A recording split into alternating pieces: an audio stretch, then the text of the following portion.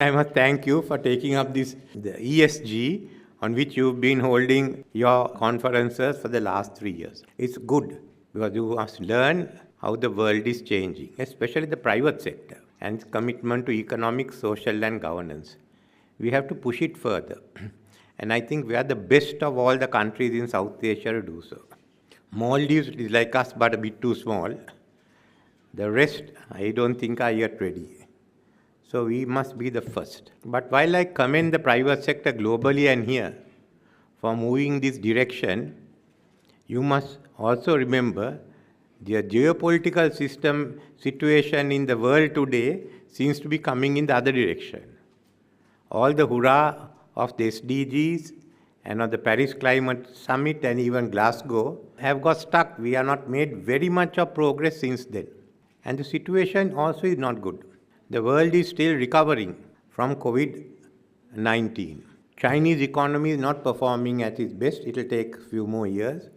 Even the US economy, they talked of a boom, but there is talk now that the job market is disappearing.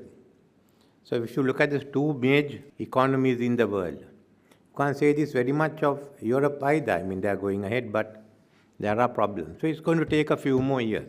So it's in this background that we are looking at the Sustainable Development Goals. How do we achieve them? For us, where are the funds? How many countries can spend money on this? And you see a turnaround. Well, how ESG will be treated, approach if Trump becomes president, is an open question.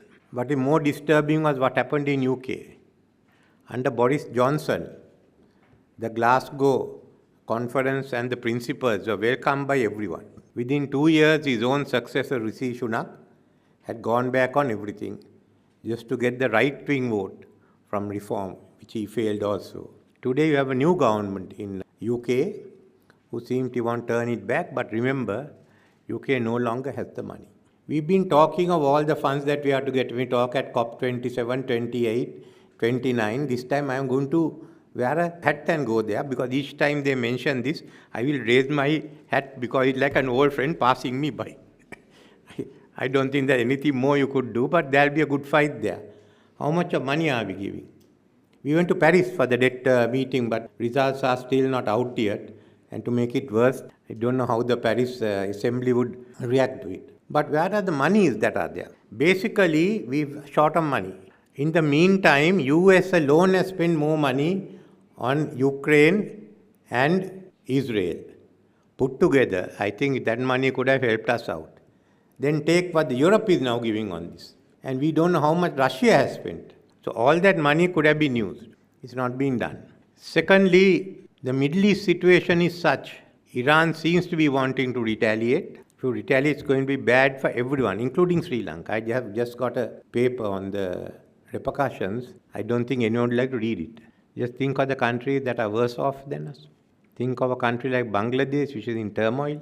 I don't want to speak about the politics of Bangladesh, friendly country, but it had to erupt at some time. While Sheikh Hasina has left, I still remember her because she gave us $200 million when we were really in need of money. So I think it's only fair to say some good word about a person who's really down at the moment. I also welcome the fact that Khalida Zia had been released from jail. If Sheikh Hasina had done it long ago, she would have still been Prime Minister. Let's hope there's tranquility in Bangladesh. I have no doubt there's tranquility. We should not panic. In the short term, there'll all be some problems, but then remember we had the same thing in Sri Lanka. We are one of the largest investors. We are providing jobs in that country. So having said that, the world situation per se is not good. But that doesn't mean that Sri Lanka is moving out of it.